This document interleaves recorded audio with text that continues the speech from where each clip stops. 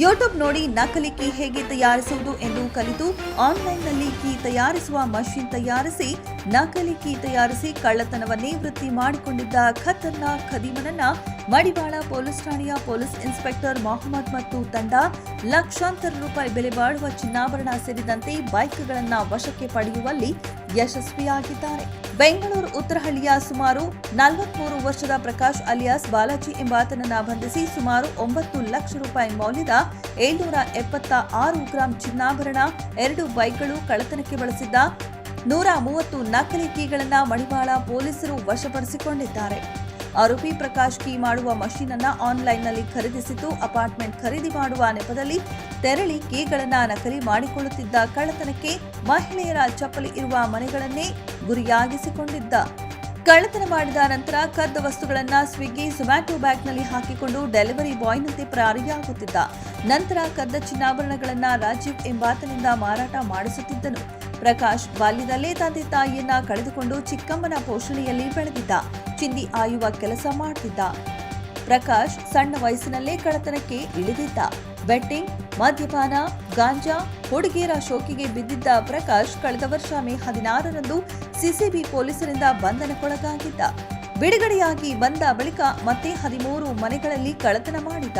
ಆರೋಪಿ ಪ್ರಕಾಶ್ ಬಂಧನದಿಂದ ಬೆಂಗಳೂರಿನ ವಿವಿಧ ಪೊಲೀಸ್ ಠಾಣೆಯ ಒಟ್ಟು 140 ಪ್ರಕರಣಗಳು ಪತ್ತೆಯಾಗಿದೆ ಎನ್ನಲಾಗಿದೆ. ಪೊಲೀಸರ ಕಣ್ತಪ್ಪಿಸಿಕೊಳ್ಳಲು ಆರೋಪಿ ಪ್ರಕಾಶ್ ಮೊಬೈಲ್ ಬಳಕೆ ಮಾಡ್ತಿರಲಿಲ್ಲ. ಹೀಗಾಗಿ ಮಡಿವಾಳ ಠಾಣೆ ಪೊಲೀಸರು ಪ್ರಕಾಶ್ನ ಪತ್ನಿ ಮತ್ತು ಕುಟುಂಬಸ್ಥರ ಫೋನ್ ಟ್ರ್ಯಾಕ್ ಮಾಡಿದಾಗ ಅತ್ತಿಬೆಲೆಯಲ್ಲಿರುವ ಮನೆಯೊಂದರಲ್ಲಿ ವಾಸವಿರುವುದಾಗಿ ಗೊತ್ತಾಗಿದೆ. ಕೂಡಲೇ ಸ್ಥಳಕ್ಕೆ ತೆರಳಿದ ಪೊಲೀಸರು ಆತನನ್ನ ಬಂಧಿಸಿದ್ದಾರೆ ಎಂದು ಬೆಂಗಳೂರು ನಗರ ಪೊಲೀಸ್ ಆಯುಕ್ತ ಸೀಮಂತ್ ಕುಮಾರ್ ಸಿಂಗ್ ಅವರು ಪತ್ರಿಕಾ ಪ್ರಕಟಣೆಯಲ್ಲಿ ತಿಳಿಸಿದ್ದಾರೆ. ಸುಮಾರು 75 lakhs ವರ್ತ್ ಮಡಿವಾಳ ಪೊಲೀಸ್ ಸ್ಟೇಷನ್ ವ್ಯಾಪ್ತಿಯಲ್ಲಿ ಒಂದು ಪ್ರಕರಣ ನಾವು ಒಬ್ಬ ಆರೋಪಿಗೆ ನಾವು ಅರೆಸ್ಟ್ ಮಾಡಿದ್ದೀವಿ. Prakash alias Balaji, 43 years age. ಇದರಲ್ಲಿ ಇಂಟ್ರೆಸ್ಟಿಂಗ್ ಅಂದ್ರೆ ಅವ್ರದ್ದು ಸಂಬಂಧಪಟ್ಟ 116 ಕೇಸಸ್ ಆಲ್ರೆಡಿ ಹಳೆಯ ಕೇಸ್ ರಿಜಿಸ್ಟರ್ ಆಗಿದೆ. ಸುಮಾರು ವರ್ಷದಿಂದ ಕೇಸ್ ಇದೆ. ಇದು ವೆರಿ ಸೀರಿಯಸ್ ಥಿಂಗ್. 2001ರಿಂದ ಕೇಸ್ ಇದೆ. 1 ಕೇಸಸ್ ಇದೆ, 116 ಕೇಸಸ್. ಈಗ ಪ್ರೆಸೆಂಟ್ ಪ್ರಸ್ತುತ ಇದರಲ್ಲಿ 13 ಕೇಸ್ ನಮ್ಮ ಪೊಲೀಸ್ ಅವರು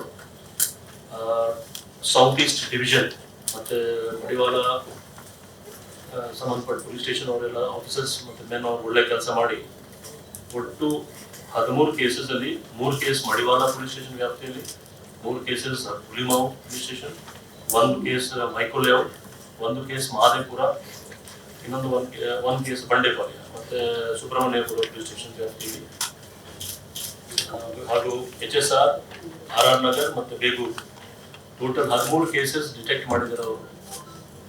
ಅಂದಾಜು 75 lakhs worth, 779 grams of gold ಮತ್ತು ಸಿಲ್ವರ್ ಐಟಮ್ಸ್ ಪ್ಲಸ್ 2 wheeler ಅವರು ಸೀಸ್ ಮಾಡಿದ್ದಾರೆ.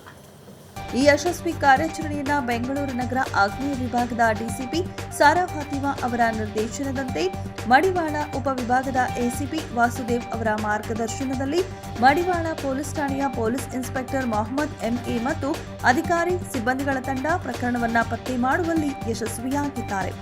ಮಡಿವಾಳ ಪೊಲೀಸ್ ಠಾಣೆಯ ಪೊಲೀಸ್ ಇನ್ಸ್ಪೆಕ್ಟರ್ ಎಂಎ ಮೊಹಮ್ಮದ್ ಮತ್ತು ಅಧಿಕಾರಿ ಸಿಬ್ಬಂದಿಗಳ ತಂಡ ನಡೆಸಿದ ಈ ಯಶಸ್ವಿ ಕಾರ್ಯಾಚರಣೆಯನ್ನ ಬೆಂಗಳೂರು ನಗರ ಪೊಲೀಸ್ ಆಯುಕ್ತ ಸೀಮಂತ್ ಕುಮಾರ್ ಸಿಂಗ್ ಸೇರಿದಂತೆ ಹಿರಿಯ ಅಧಿಕಾರಿಗಳು ಶ್ಲಾಘಿಸಿದ್ದಾರೆ.